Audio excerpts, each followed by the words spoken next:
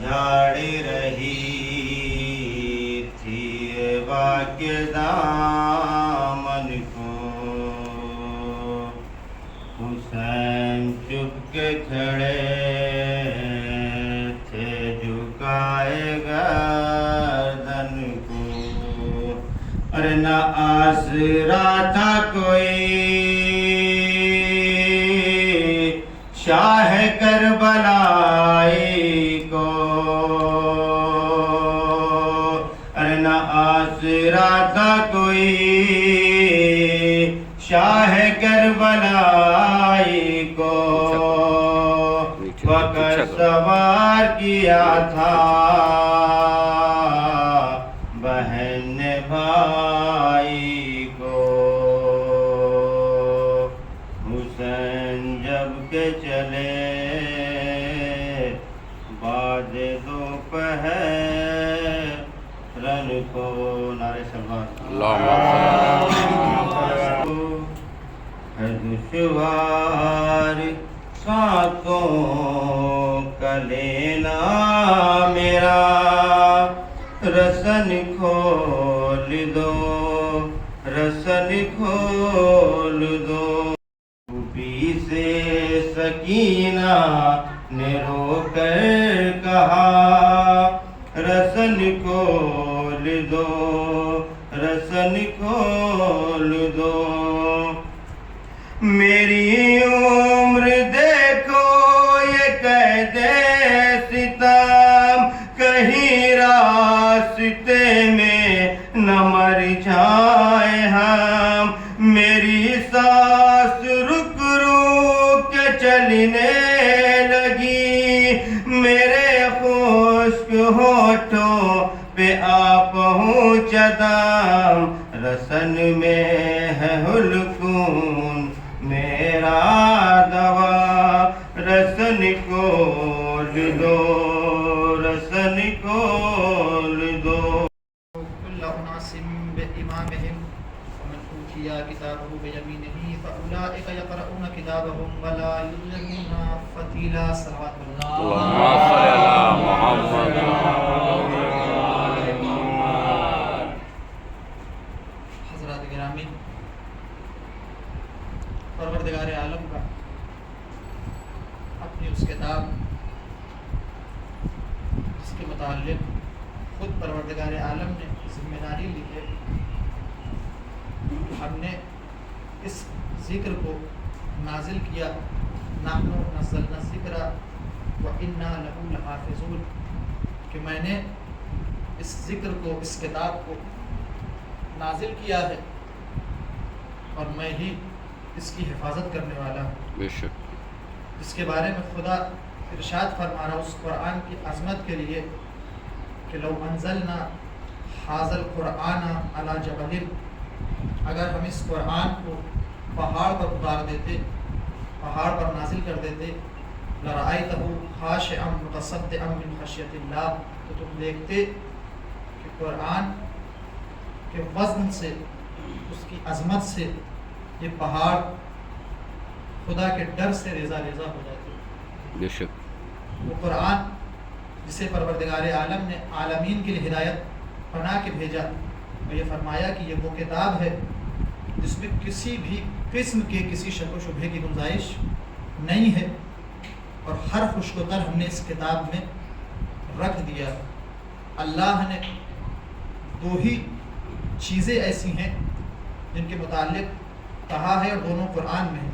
پہلا خود اللہ کی کتاب، جس کے بارے میں اللہ کہہ رہا ہے کہ ہر خشک و تر، ہر شے، ہر چیز اس قرآن میں موجود ہے، جو چاہو، جب چاہو، جیسے چاہو۔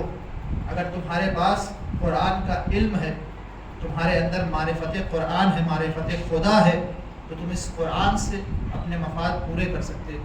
یہ قرآن شفا ہے، اور مولا کائنات کہتے ہیں کتاب اللہ ہے بین اظفرکم ناطق لا یعی لسانہ، کہ اللہ کی کتاب تمہارے نزدیک ایک ایسا بولنے والا ہے، ایسا کلام کرنے والا ہے جس کی زبان میں کبھی لغنت نہیں آتی۔ یہ وہ کتاب ہے جو کبھی جس کی زبان میں لغنت نہیں آتی، بلکہ کتاب اگر ہم پڑھنے بیٹھے، میں نے ذکر بھی کیا کہ اگر ہم قرآن پڑھنے بیٹھیں قرآن کے ترجمے کو دیکھیں. گزارش ہے کہ جب قرآن پڑھنے بیٹھیں تو چاہے ایک صفحہ پڑھیں, ایک پیج پڑھیں, لیکن قرآن کو اس کے ترجمے کے ساتھ پڑھیں. واقعاً جو سکون, جو اطمینان اللہ نے قرآن کی تلاوت میں رکھا ہے, دنیا کے کسی کونے میں انسان کو سکون نہیں ملتا. اور انسان خود محاسبہ کرے کہ جب رمضان میں انسان تلاوت قرآن کرتا ہے اسے کس قدر سکون ملتا ہے.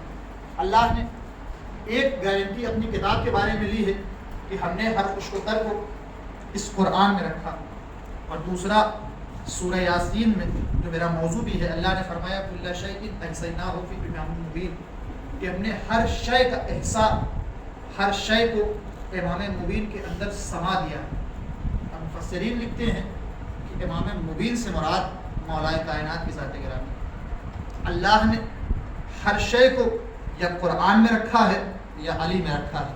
اب اگر تمہیں کائنات میں عظمتیں چاہیے, بلندیاں چاہیے, ترقیاں چاہیے, معیار چاہیے, توجہ چاہیے, لوگ تمہاری طرف گرویدہ ہوں, تو تمہارے پاس دو راستے ہیں, ایک قرآن کی تلاوت کرو, ایک علی سے محبت کرو. ایک صلوات پڑھے اللہم صلی علی محمد و آل محمد. ہمیں اپنے امام کے ساتھ بلایا جائے گا, امام کے ساتھ محشور کیا جائے گا. عزیزان گرامی, سب سے اہم موضوع ہے معرفت امام, اپنے امام کو پہچاننا. قرآن میں پروردگار نے دو طرح کی امامتوں کا تذکرہ کیا ہے. دو طرح کی امامتیں ہیں. پہلی امامت وجعلناہم ائمۃ یہدون بامرنا, کہ ہم نے انہیں امام بنایا ہے جو ہدایت کرتے ہیں ہمارے امر کی طرف, ہمارے راستے کی طرف, ہمارے دین کی طرف, ہماری شریعت کی طرف. اور دوسری آیت میں وجعلناہم ائمۃ یہدون الی النار, اور دوسرے امام کون ہیں, دوسرے پیشوا کون ہیں, دوسرے راہبر کون ہیں جو تمہیں جہنم کی طرف تمہاری ہدایت کرتے ہیں, جو تمہیں اللہ کے راستے سے دور کرتے ہیں. امام دونوں ہیں, یہ بھی امام ہیں, وہ بھی امام ہیں. انہیں بھی قرآن نے امام کہا ہے, انہیں بھی قرآن نے امام کہا ہے. یہ بھی پیشوا ہیں, وہ بھی پیشوا ہیں. اختیار ہمارے ہاتھ میں چھوڑا ہے کہ تم کس کو اختیار کرتے ہو, تم کسے چنتے ہو اپنے لیے. اگر تمہیں سعادت ابدی چاہیے, منزل تکمیل چاہیے, جنت چاہیے, کوثر و سلسبیل چاہیے, نعمتیں چاہیے, تو ان اماموں کو چنو جنہیں ہم نے بھیجا ہے. اور اگر تمہیں گمراہی چاہیے, دنیا کی لذتیں چاہیے, دنیا میں نام و نبوت چاہیے, سب کچھ دنیا میں چاہیے, تو اختیار تمہارا, جسے چاہو اسے چن لو. ایک صلوات پڑھے بر محمد. اس کے لیے تمہیں پہلے علی بننا پڑے گا. کردار علی چاہیے فاطمہ کے لیے. اگر محبت دیکھنی ہے, معرفت امام دیکھنی, جناب فاطمہ سے پوچھیں. جناب فاطمہ پر جلتا ہوا دروازہ گرا, شکم میں جناب محسن کی شہادت ہو گئی, بچہ اس دنیا سے رخصت ہو گیا, انتقال ہو گیا. مدینے والوں نے مولا کائنات کے گلے میں رسی ڈالی, کھینچ کر مسجد کوفہ لے کے پہنچے. کیوں؟ علی بیعت کرو ورنہ تمہیں قتل کر دیں گے, تمہیں مار دیں گے. لے کے پہنچے مسجد نبوی میں, علی کے گردن پہ تلوار لگا لی.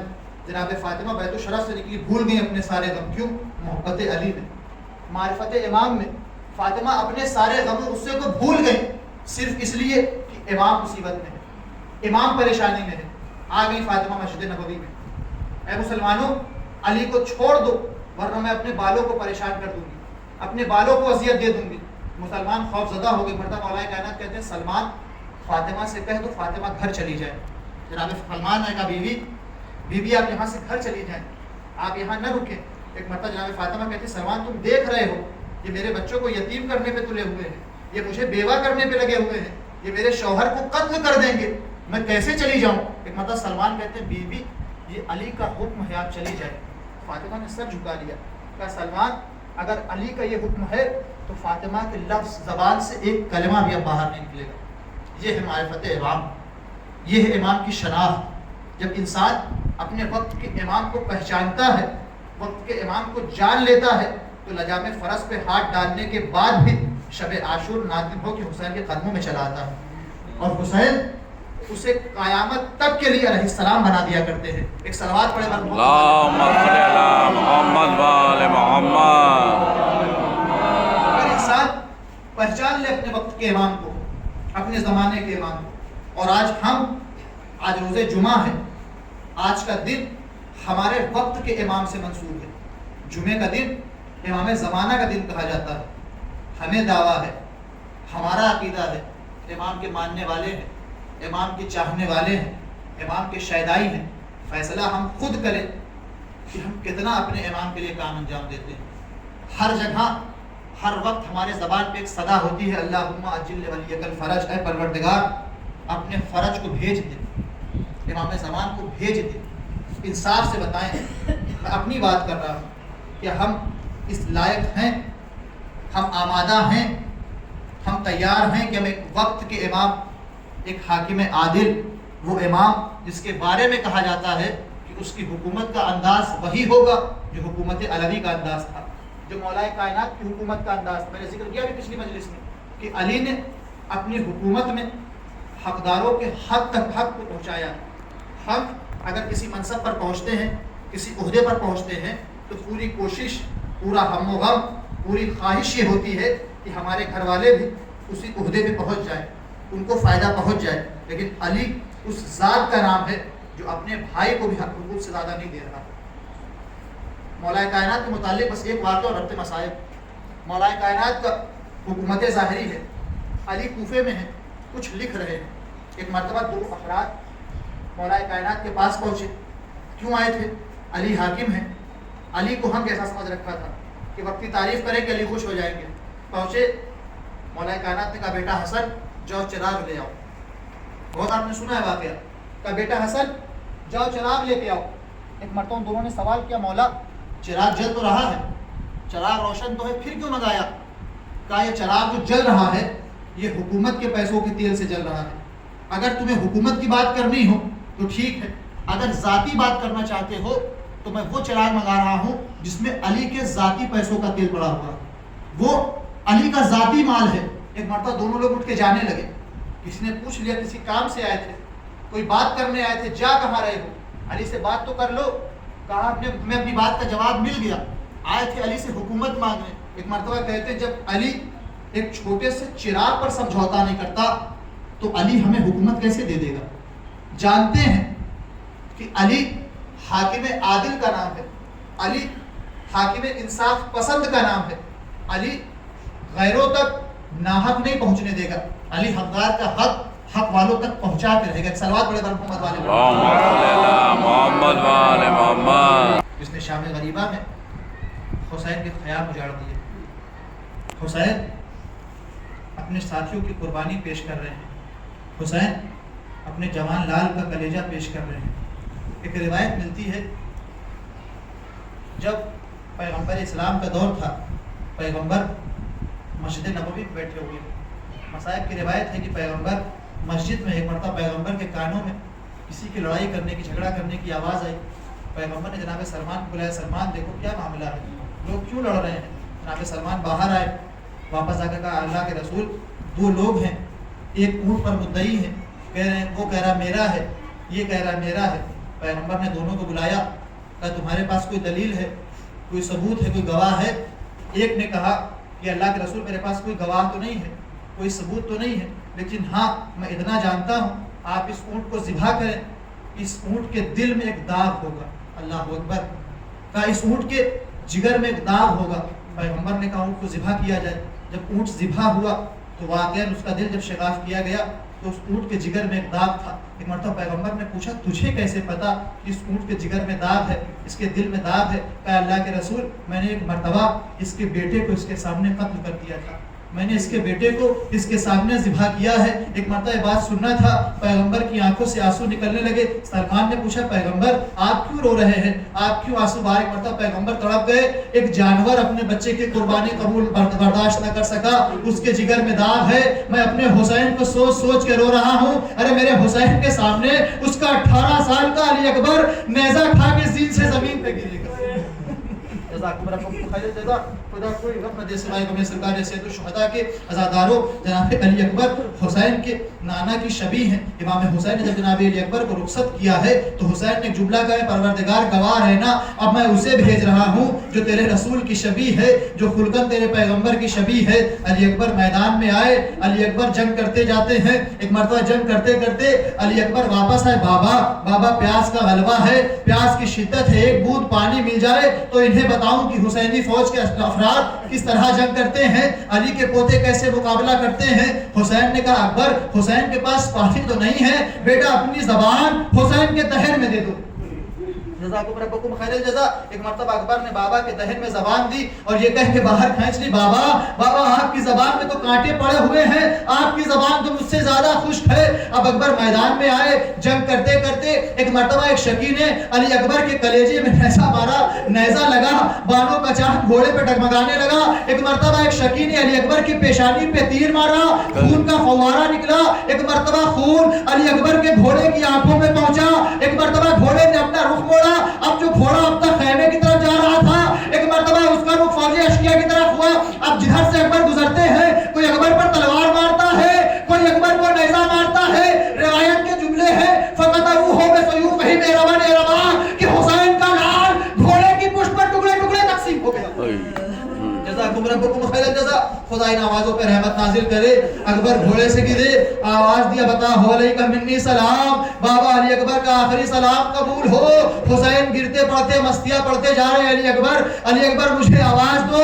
ارے عباس کے مرنے نے حسین کی کمر توڑ دی، تمہارے مرنے نے حسین کی بینائی چھین لی۔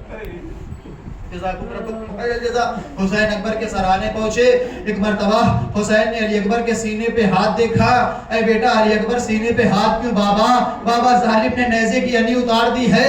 حسین نے آستین الٹی، نیزے کو پکڑا۔ ایک مرتبہ جب نے نجف کا رخ کر کے کہا بابا 2 انگلیوں سے درے خیبر اکھاڑنا بڑا آسان تھا، جوان کے سینے سے برچی کا پھل نکالنا بڑا مشکل ہے۔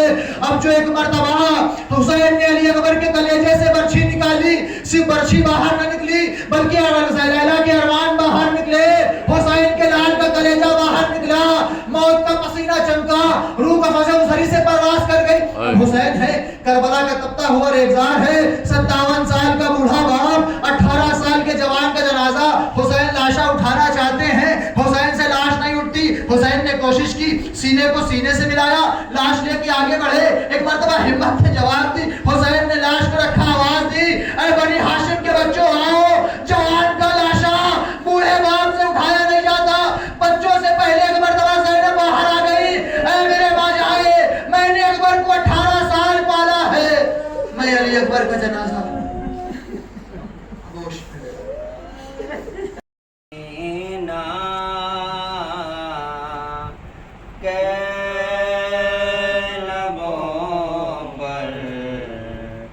میرے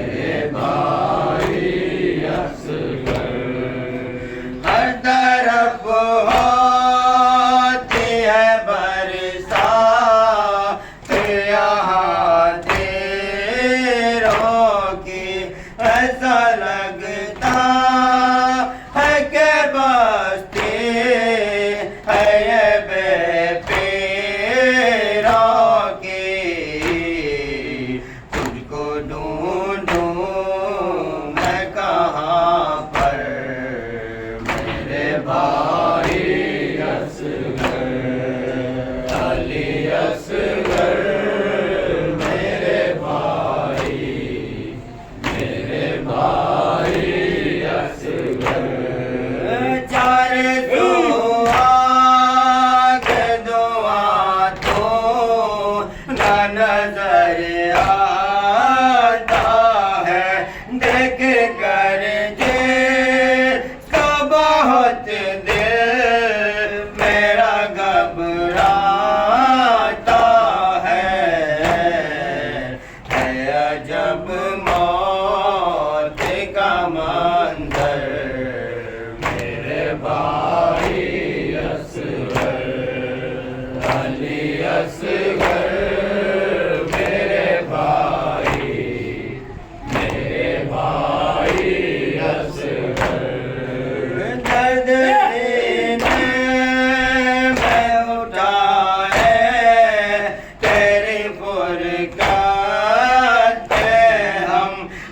اچھا لگتا